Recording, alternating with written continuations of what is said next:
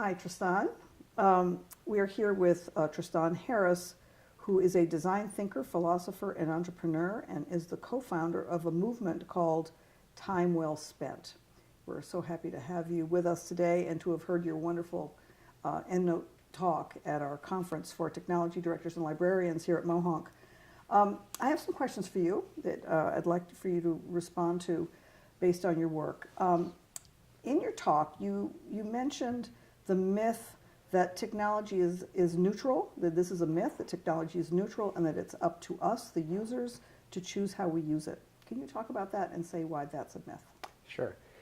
We often hear this narrative that we've had television and radio, and people always worry that these new technologies or these new media formats are ruining culture and humanity, and we always seem over concerned about that, because at the end of the day we're always fine, and so therefore won't humanity just adapt? Isn't it just up to us to choose eventually how do we want to use these things? So that's the common narrative, and this is played out a lot in schools, and it's not true.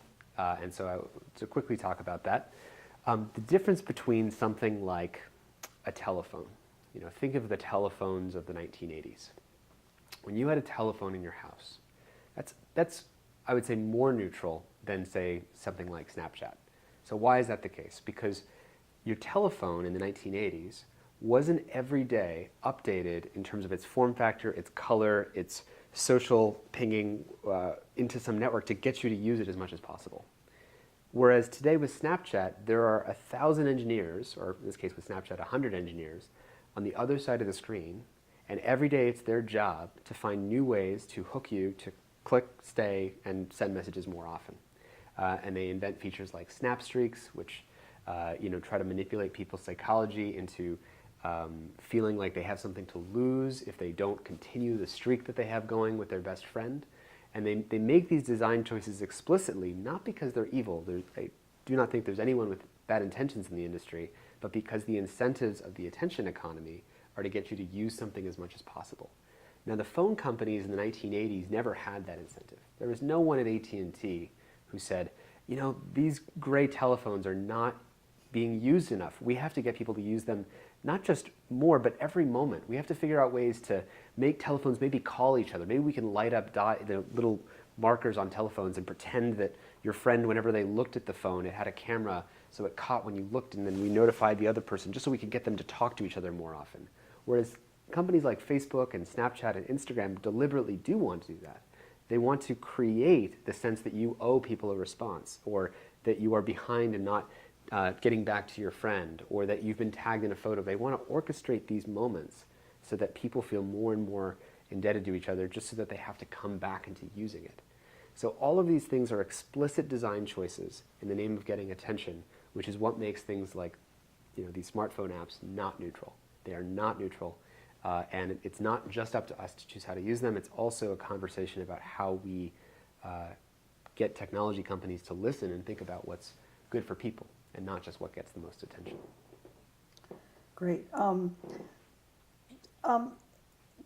Because so many of our kids in schools, and the adults in schools, and all the teachers, and all the administrators, and all of us are using these technologies all the time. And we know that there's this sort of addictive quality and this manipulation and so forth. What can schools do to sort of combat this? Mm-hmm. This sort of addictive behavior that we're being sort of caught up in? It's obviously a complicated problem. Probably when schools try to, I'm sure there's many things that are being done now where you say, everybody needs to turn off their phones, or these things are trying to addict you, or there's a way it sounds like kind of the old people are telling us what to do, or something like that. There's some feeling of probably from students of resistance, that they don't understand how we use it. Look, get off our backs, we know how to use this stuff. I think part of that first point about technology not being neutral is about having the students understand, and that they're bought into, this thing is just taking over my life.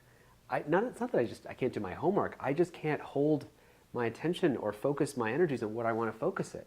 We're all in the boat together. So one thing I think is creating alignment between the views of how students feel this stuff is being designed and how teachers being designed. So it's not an adversarial relationship. We're not, parent-teacher telling you you can't use this. Or we're also not saying as teachers, this is bad for you. We're simply on the same page about when is this aligned with us and when is this not. So I think one thing is culturally creating a sense of alignment, so it doesn't feel like the nagging, parent telling us what to do. Other things are recognizing that we need to kind of upgrade the way that we're thinking about some of this stuff. Because let's take some examples. So let's say you're either a teacher or you're a student and you individually want to turn off your phone because you want to be more present with people around you. When you're on the schoolyard and you want to turn off your phone and look up and really just take a deep breath and say, yeah, I'm a little bit anxious and yeah, I kind of don't know what to do, I'm bored, but I'm not going to look at my phone, I'm going to try to be with everybody else. But if they make that choice by themselves and everyone around them is on their phone and no one's looking at them, it's not a choice we can make by ourselves. I mean, we can, but we have to recognize that this is a social element. And so one of the things is to create alignment between when we're all unplugging. So we're all unplugging together. And we have this convenient thing in our society called weekends, which align the days that we're all not working on the same 2 days. Otherwise, if it was free for us individually to choose, then we would all be taking these micro weekends and all these different hours and we would never be able to spend our time together. So I think part of it is we have to recognize that much of our agency or freedom in how we want to be able to relate to technology requires aligning when we are free together. And that we don't want to be free just to make our own individual choices, we want to be free to make social choices. And the thing that people don't understand is that, and I said this during the talk, is that one of the reasons this is so persuasive is that this puts a new choice on life's menu at any given moment that's more compelling and sweeter than reality. So if at any given moment, either you're bored, suddenly there's a difficulty in the paper you're writing, you're on paragraph 2 and you suddenly don't know what to say, one click away, one hand gesture away is a better, more persuasive thing that'll make the feeling and the pain go away. It'll make the anxiety go away. It'll make the discomfort go away. You can be productive, you can be entertained, you can learn something, and you can do it without needing anybody else. You don't have to talk to anybody. So this provides the fastest route to an individual choice that's compelling and outcompetes often what the discomfort of reality. Now, that's if we're sorting our choices in a particular way. If we're sorting by what relieves anxiety, what feels good, what's entertaining. And I think that we have to recognize, first of all, the structure of why this is so compelling. If we don't recognize what makes it so compelling, then we won't be able to deal with it. And the answer won't be, let's just get rid of this thing. But the answer would be, recognizing, is what I want right now, is the best use of my time or attention? Should I be, first of all, trying to optimize every moment to be entertained? If this gets boring, when's the right sort of patience threshold before I have to switch? So should a student, if you're sitting there and you're feeling some anxiety rises, you're writing paragraph 2 of some difficult paper or something like that, if you feel that anxiety rise, just to understand that if you turn to this, it doesn't just make that one choice, it also reinforces a loop that says that when I feel this level of anxiety, this is the thing that I'm basically training myself to do.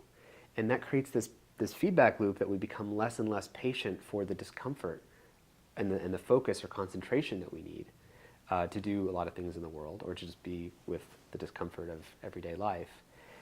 And it trains us to need or require to be dependent on something that's stimulating.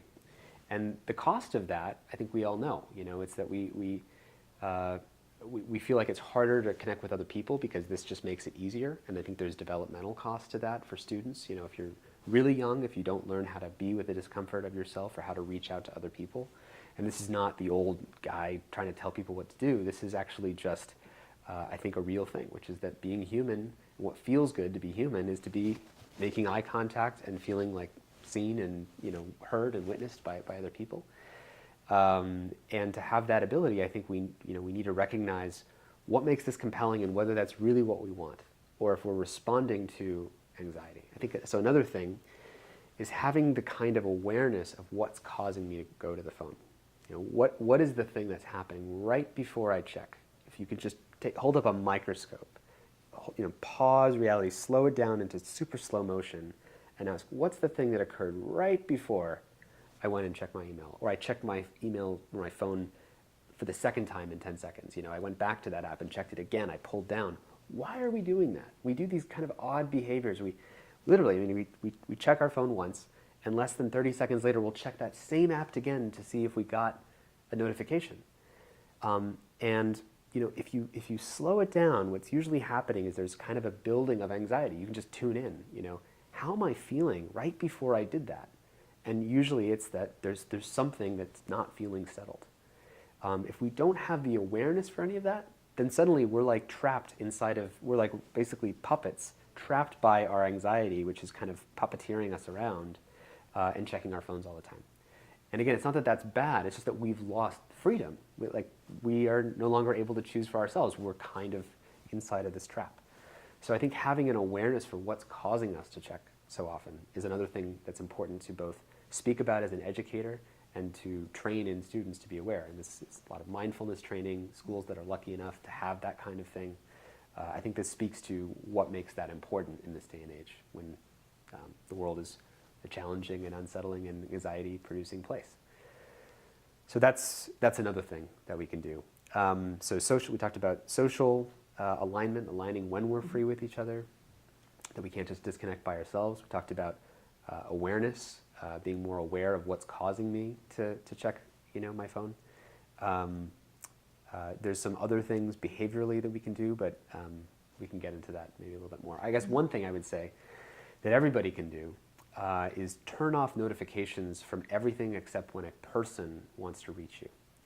What most people don't realize is, I think we said this before, every single app to be successful, whether it's a game or an educational website or Netflix or YouTube or Snapchat, to be successful has to get your attention, which means it's going to throw, say, notifications at you to try and lure you back. And those notifications aren't there just to help you. They're often invented by teams of engineers, usually in California, to be successful at getting you to use their thing.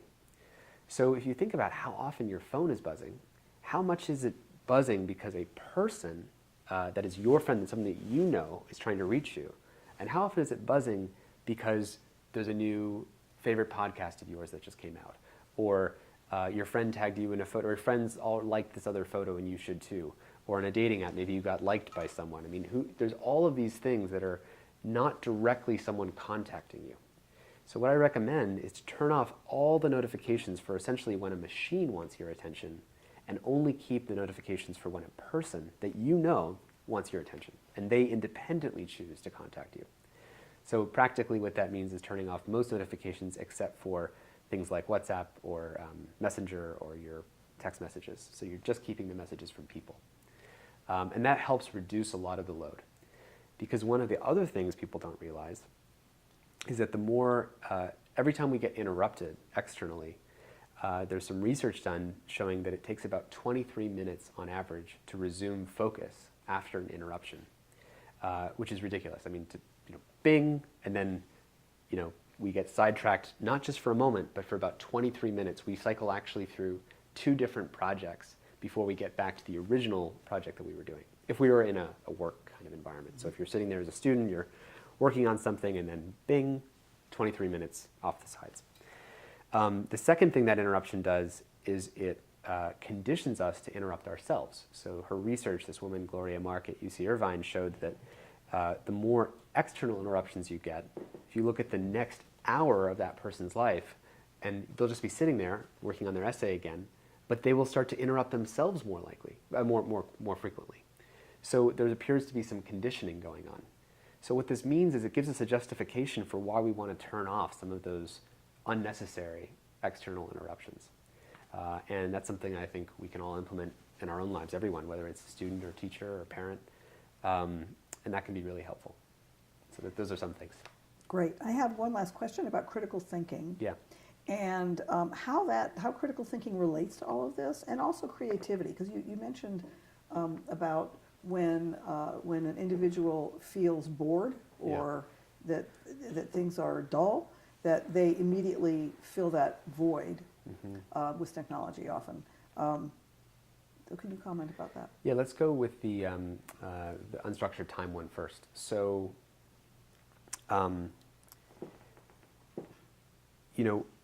if time is seen as something that has to be used towards something, and it must be directed, that it would be a waste of time to just sit there, looking around, not doing anything, not entertained, not talking to someone, not having something to do, but just sitting there.